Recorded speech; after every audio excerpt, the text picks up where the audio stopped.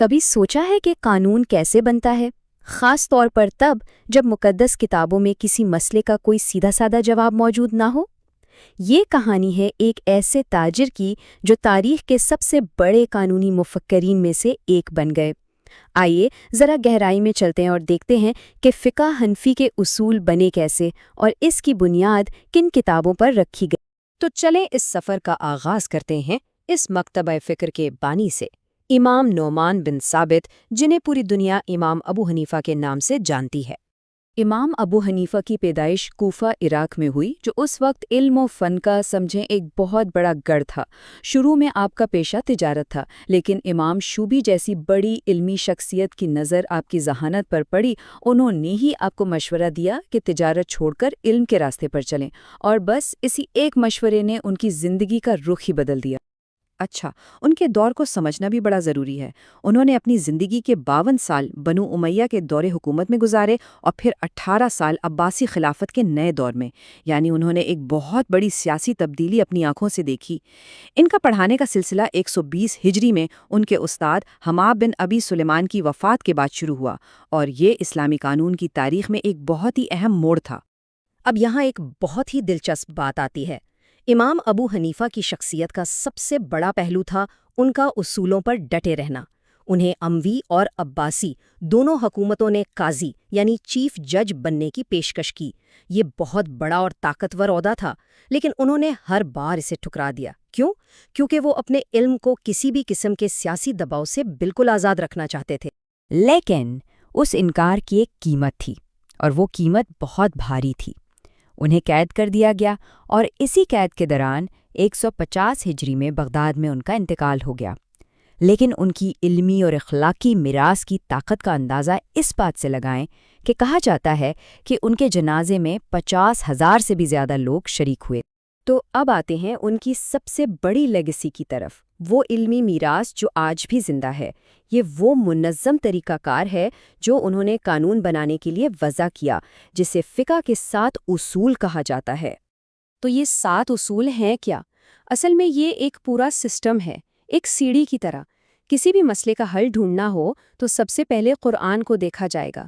وہاں واضح حکم نہیں ملتا تو اگلا قدم ہے سنت رسول۔ وہاں بھی نہیں تو پھر صحابہ کے فیصلوں کو دیکھا جاتا ہے۔ اگر ان تینوں بنیادی ذرائع میں حل نہ ملے تو پھر آتا ہے اجماع، یعنی تمام علماء کا اتفاق۔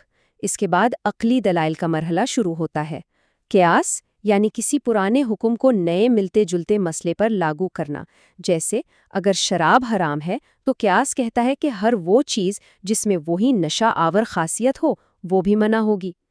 پھر ہے استحسان، یعنی وہ حل چننا جو زیادہ انصاف والا اور لوگوں کے لیے آسان ہو۔ اور آخر میں عرف، یعنی معاشرے کے اچھے رسم و رواج کو بھی قانون سازی میں جگہ دینا۔ اور یہ پورا کا پورا طریقہ کار خود امام ابو حنیفہ کے اپنے الفاظ میں بہت خوبصورتی سے بیان ہوا ہے۔ وہ کہتے تھے کہ میں سب سے پہلے اللہ کی کتاب سے لیتا ہوں، اگر وہاں نہ پاؤں تو رسول اللہ کی سنت سے، اور اگر دونوں میں نہ ملے تو صحابہ میں سے کسی کے قول کو لے لیتا ہوں۔ یہ صرف ایک جملہ نہیں بلکہ ان کے پورے قانونی فلسفے کا نچوڑ ہے۔ دیکھیں، کوئی بھی اسکول آف تھاٹ اپنے شاگردوں کے بغیر آگے نہیں بڑھ سکتا۔ تو اب بات کرتے ہیں ان ستاروں کی جنہوں نے امام ابو حنیفہ کی اس شمع کو روشن رکھا۔ شاگرد تو بہت تھے، ایک لمبی فہرست ہے، لیکن 4 نام ایسے ہیں جو آسمان پر ستاروں کی طرح چمکتے ہیں، اور ان میں سے بھی 2، امام ابو یوسف اور امام محمد بن الحسن الشیبانی۔ سمجھ لیں کہ یہ فقہ حنفی کے 2 ستون ہیں۔ یہ صرف شاگرد نہیں تھے، بلکہ یہ وہ معمار تھے جنہوں نے اس پورے مکتبہ فکر کو تحریری شکل دے کر ہمیشہ کے لیے امر کر دیا۔ تو سوال یہ ہے کہ اتنا سارا علم، یہ ساری بحثیں، یہ فیصلے، یہ ہم تک پہنچے کیسے؟ ظاہر ہے کتابوں کے ذریعے، اور یہی وہ کتابیں ہیں جو حنفی مکتبہ فکر کی بنیاد بنی۔ اور یہ کام کیا ان کے 2 عظیم شاگردوں نے، قاضی ابو یوسف اور امام محمد نے۔ ان کی لکھی ہوئی کتابیں صرف کتابیں نہیں ہیں، یہ تو سمجھیں ایک ٹائم کیپسول ہیں جن میں امام ابو حنیفہ کی پوری مجلس، ان کے دلائل، ان کے فیصلے، سب کچھ محفوظ ہو گیا۔ یہی کتابیں بعد میں آنے والی نسلوں کے لیے فقہ حنفی کا سب سے بڑا ذریعہ بنی۔ مثال کے طور پر قاضی ابو یوسف کی کتاب الخراج کو دیکھیں۔ یہ اس دور میں اسٹیٹ فائنانس اور ٹیکس لاز پر ایک ماسٹر پیس تھی، اور امام محمد کی کتابیں جیسے المبسوط، الجامع الکبیر اور الجامع صغیر، ان میں تو قانونی فیصلوں اور مباحث کا پورا خزانہ بھرا پڑا ہے۔ اچھا، اب ان سب کتابوں میں سے امام محمد کی 6 کتابوں کا ایک سیٹ ہے جسے ایک خاص نام دیا گیا ہے، ظاہر الروایا۔ اب یہ کیا چیز ہے؟ سیدھے لفظوں میں یہ فقہ حنفی کی کور کلیکشن ہے، سب سے مستند، سب سے قابل بھروسہ۔ آج بھی حنفی قانون کا سارا ڈھانچہ انہی کتابوں پر کھڑا ہے۔ تو آخر میں ایک بڑا سوال ہمارے ذہن میں آتا ہے کہ بھئی 1000 سال سے بھی پرانا قانونی نظام آج بھی دنیا بھر میں کروڑوں لوگوں کی زندگیوں کو گائیڈ کیسے کر رہا ہے؟ شاید جواب اس کے ڈیزائن میں ہی چھپا ہے۔